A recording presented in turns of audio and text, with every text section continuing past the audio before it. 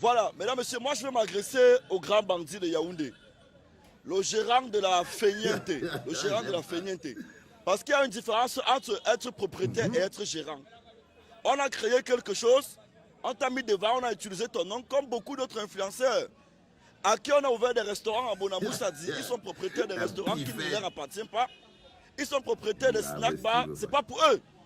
C'est des prêtres non autant pour moi. Alors, mesdames, messieurs, je vais vous dire un truc. Si vous êtes fan de Samuel Eto'o et vous racolez Samuel Eto'o, il n'est pas obligé de vous aider. Aujourd'hui, on voit un ancien fan, on voit un fan déchu de Samuel Eto'o qui crie dans tous les sens parce que Eto'o a refusé de lui acheter une caméra. Monsieur, il n'est pas obligé de vous acheter une caméra.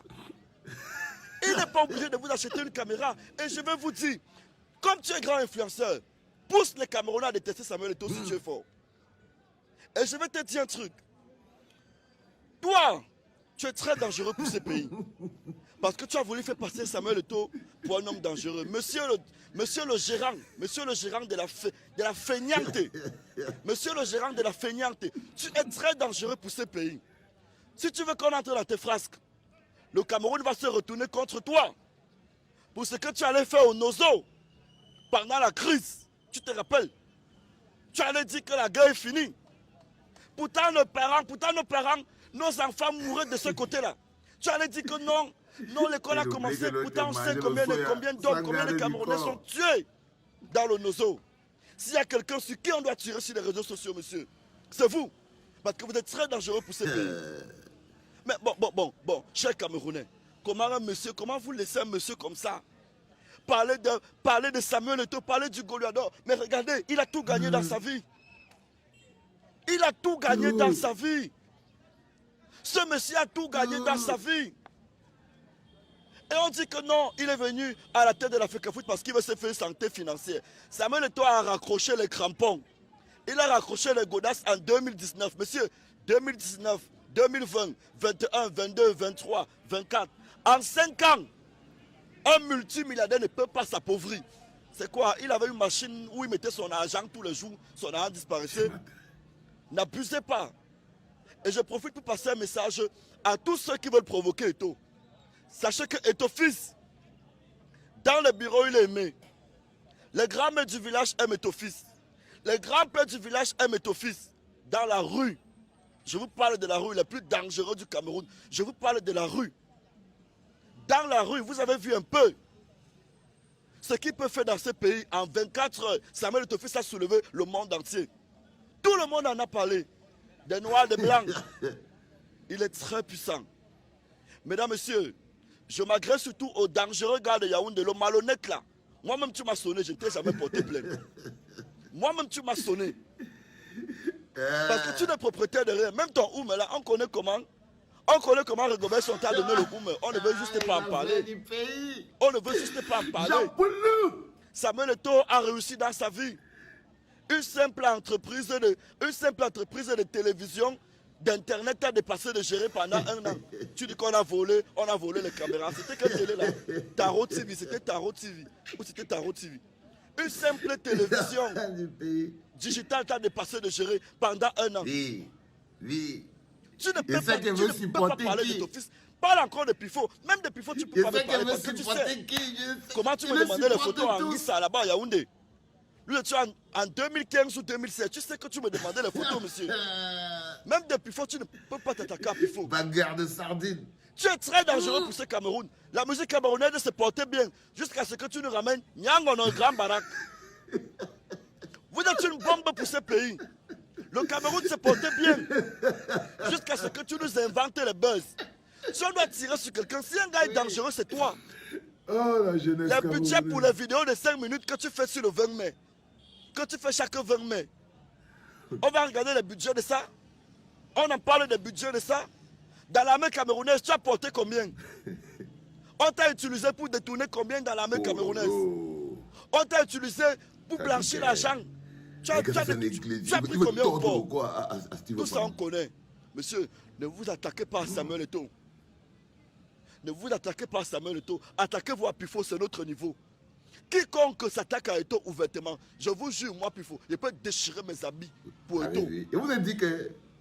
Moi, je peux faire une semaine, je peux faire la grève de la faim pour Eto'o. Parce que Eto'o a prouvé dans les stades, hors des stades. On dit que non, qu'est-ce que Eto'o n'a rien prouvé hors des stades. Il a créé Xnetphone.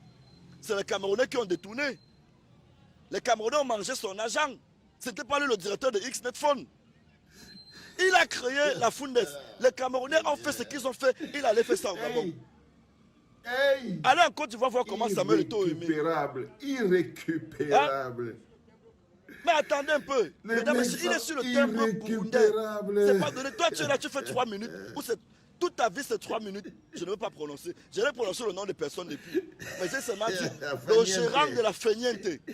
Même quand Faka le bar là-bas, habilité, c'est pas parce qu'il est propriétaire de son bar. Tu n'es pas propriétaire de ce que tu appelles la Feigniente que tu gères là. On connaît le propriétaire aussi. En mon entendeur, salut. Et si tu veux voir qui je suis, sors encore une vidéo sur Eto'o. C'est un avertissement. J'achète le problème là. Sors encore une seule vidéo sur Eto'o. Je vais descendre dans la rue pour toi. Tu vas voir ce que la rue peut faire pour Eto'o. Je vais te montrer comment la rue peut réagir pour Eto'o. Bonjour les enfants, c'est papa. Mon mur est un asile psychiatrique à ciel ouvert et ma salle d'attente est toujours bondée. Bienvenue à la clinique les enfants, bienvenue à la pifette. Je sais même plus, enfin je ne reçois personne. Ni la pifette, ni la poulette. Parce que c'est mes deux, l'autre c'est ma petite pifette, hein, pifo, la pifette. Et l'autre c'est la poulette. Parfois je me demande qui va porter la grossesse avant l'autre. Parce que c'est deux moulins que quand tu les vois marcher, c'est des moulins que tu te demandes comment c'est que le cadre bibourg tient encore. Tu te demandes comment c'est qu'ils font pour que le cadre des reins tient encore. Parce que c'est deux gars qui sont déjà déquadrifiés depuis. C'est deux gars déquadrifiés depuis. Tu vois, par exemple, il accuse Steve Fadé de partir dire dans le nord-ouest et le sud-ouest que dans l'école pour commencer. Il a raison, le pifo. Mais il oublie que la personne qu'il défend, Dadis Camara, lui, il avait dit que lui mange le soya à Limbe sans garde du corps. Tu vois ce que je veux dire? Quand vous dites les enfants que apprenez à regarder les choses avec un peu de recul, avec un peu de recul. Et là, tu vois, c'est ce qui arrive quand un être humain, au lieu d'unir un peuple, divise un peuple. C'est ça le problème avec votre pasteur. C'est qu'il divise le peuple. Il a réussi, deux personnes ont réussi à diviser les Camerounais et à les plomber dans la détresse, la violence, les pousser à se détester les uns les autres. Paul Biya et Samuel Eto'o. Paul Biya et Samuel Eto'o sont les deux qui ont réussi cette performance. Réussi à opposer les Camerounais les uns contre les autres. Lorsque un type entre dans votre famille et apparaît comme étant celui qui crée la plus grosse opposition qui peut exister entre les frères et sœurs d'une même famille, ce type, c'est le diable. Réfléchissez bien.